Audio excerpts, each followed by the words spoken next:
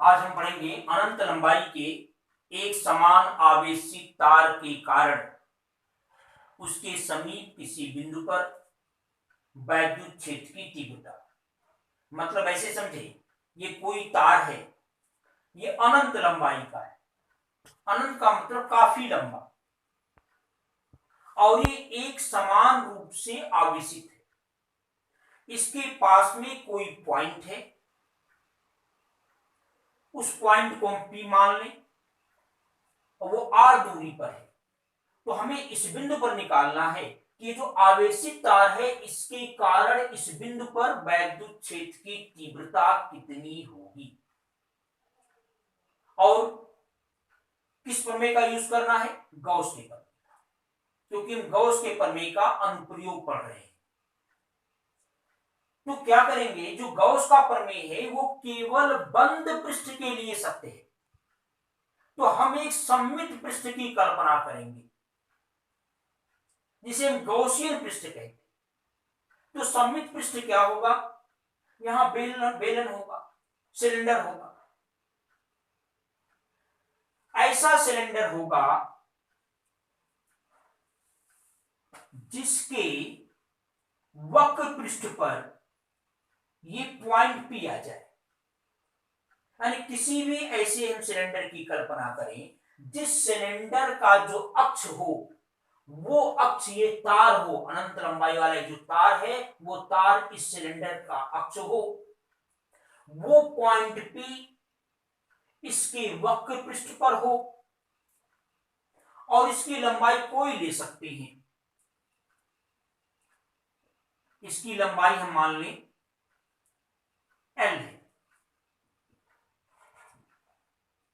ये जो तार है इसके आवेश का रेखीय घनत्व मान लें लैम्डा है। मतलब इसके एकांक लंबाई पर जो आवेश है वो लैम्डा है। अब देखिए, हमने पढ़ा है कि जो वैद्युत फ्लक्स होता है वो हमेशा E और जो एरिया है उसके डॉट प्रोडक्ट यानी वैद्युत क्षेत्र और क्षेत्रफल सदिश के अदिश गुणनफल के बराबर होता है।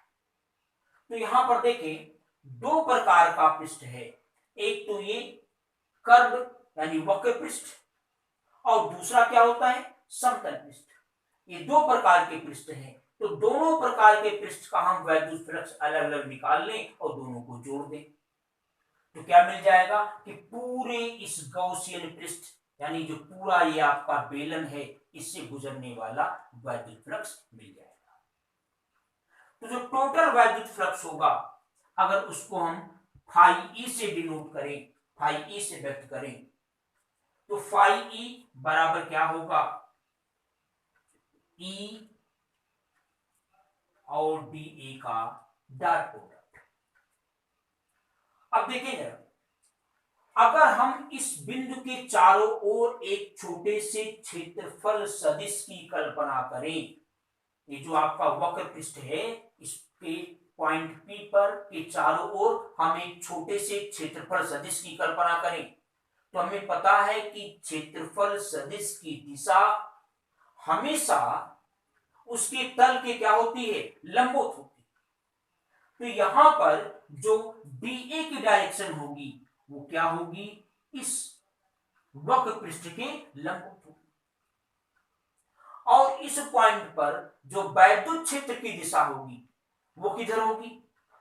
क्योंकि इस बिंदु के दाहिनी ओर धनावेश है, तो इस बिंदु के बाईं ओर धनावेश है, तो दाहिनी ओर क्या हो जाएगा? वैद्युत क्षेत्र की दिशा हो जाएगी, क्योंकि वैद्युत क्षेत्र हमेशा धन के विपरीत होता है। अब आ जाएं समतल पृष्ठ पर। दो समतल पृष्ठ हैं, एक ऊपर एक नीचे। इस समतल पृष्ठ पर अगर हम एक छोटा सा क्षेत्रफल सदिश ले लें तो इस पर जरा देखें, जो DA की डायरेक्शन होगी, DA की डायरेक्शन हमेशा तल के कहां होती है? लंबवत।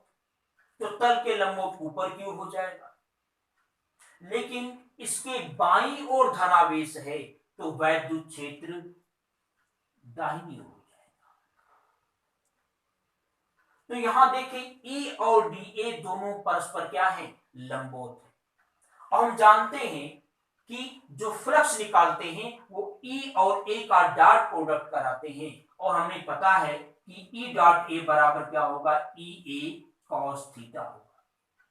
जब EA cos थीटा होगा, और यहां देख रहे हैं कि यहाँ DA और E ये दोनों लंबवत हैं, इनके बीच का कोण 90 डिग्री है, तो कंफर्म है कि cos 90 के लेंगे, और cos 90 की वैल्यू क्या होती है, 0। इसलिए समतल पृष्ठ से गुजरने वाला जो फ्लक्स होगा वो 0 हो जाएगा, चाहे समतल पृष्ठ हो चाहे समतल पृष्ठ हो। तो बचा कौन, केवल वक्र पृष्ठ। वक्र पृष्ठ से गुजरने वाला फ्लक्स क्या होगा, जरा देखिए, EDA cos 0, EDA cos 0, EDA cos 0, आप इसको थोड़ा विस्तार से लिख सकते हैं ऐसे, EDA, इसको क्या बनेगा, वक्र पृष्ठ, वक्र पृष्ठ के लिए प्लस EDA समतल पृष्ठ के लिए, समतल पृष्ठ के लिए। अब देखिए जरा, EDA वक्र पृष्ठ के लिए, तो वक्र पृष्ठ में जरा देखें DA और E दोनों की डायरेक्शन एक है, तो एक होने के कारण यहां क्या हो जाएगा, EDA cos 0, क्योंकि A डॉट B बराबर क्या होता है, AB cos थीटा, तो EDA बराबर होगा EDA cos थीटा, और थीटा के स्थान पर यहां क्या होगा, 0 होगा। और इसमें देखें, अभी मैंने बताया कि समतल पृष्ठ के लिए E व DA दोनों लंबवत हैं, तो लंबवत होने के कारण यहाँ cos 90 होगा, और cos 90 की वैल्यू 0 होती है, इसलिए पूरा का पूरा ही 0 हो जाएगा। अब देखिए E क्या है, E कांस्टेंट है, वक्र पृष्ठ पर कहीं भी पॉइंट ले ले, चाहे जहां पॉइंट ले ले, सारे पॉइंट की दूरी बराबर होगी, R के बराबर होगी। तो चूंकि इस प्रत्येक बिंदु की दूरी बराबर है, इसलिए वक्र पृष्ठ के लिए जो E है वो कांस्टेंट होगा, नियतांक होगा। तो E को हम कहां लिख देंगे, बाहर, टी, और cos 0 की वैल्यू 1 होती है। कितना आ जाएगा, जरा देखिए, E जब हम DA का समाकलन करेंगे, तो DA का समाकलन करेंगे तो क्या हो जाएगा, पूरे वक्र पृष्ठ का क्षेत्रफल। हम जानते हैं कि वक्र पृष्ठ का जो क्षेत्रफल होता है वो कितना होता है, 2 पाई R इंटू एल, 2 पाई R इंटू एल, ये होगा, ये आ गया फाई E बराबर, इक्वेशन 1 मान लो। परंतु गॉस का प्रमेय क्या कहता है कि फाई E बराबर क्या होता है, Q by epsilon not. Q क्या है, Q का मतलब है उस बंद पृष्ठ के अंदर उपस्थित आवेश।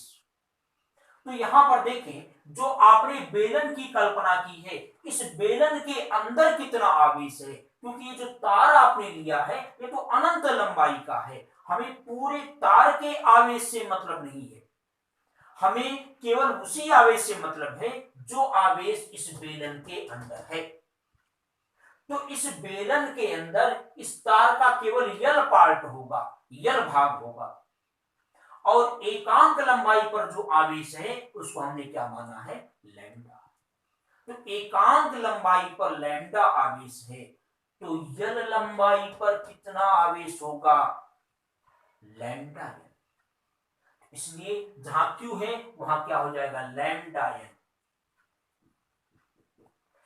अब देखें, फर्स्ट सेकंड को देखें, दोनों का बायां पक्ष बराबर है, तो दाहिना पक्ष भी क्या होगा, बराबर होगा। तो दोनों को हम बराबर कर दें तो होगा E इंटू 2 पाई R L, ये बराबर आएगा lambda L by epsilon not, L L cancel हो जाएगा, तो E बराबर क्या आएगा, lambda by 2 pi R epsilon not, ये E की वैल्यू आ गई। इसका मतलब है कोई अनंत लंबाई का आवेशित चालक तार है तो इसके समीप किसी बिंदु पर जो वैद्युत क्षेत्र की तीव्रता होगी वो इतनी होगी। ये आर पर डिपेंड नहीं करेगा। अब इसका जो अगला अनुप्रयोग है वो आप नेक्स्ट वीडियो में देखेंगे।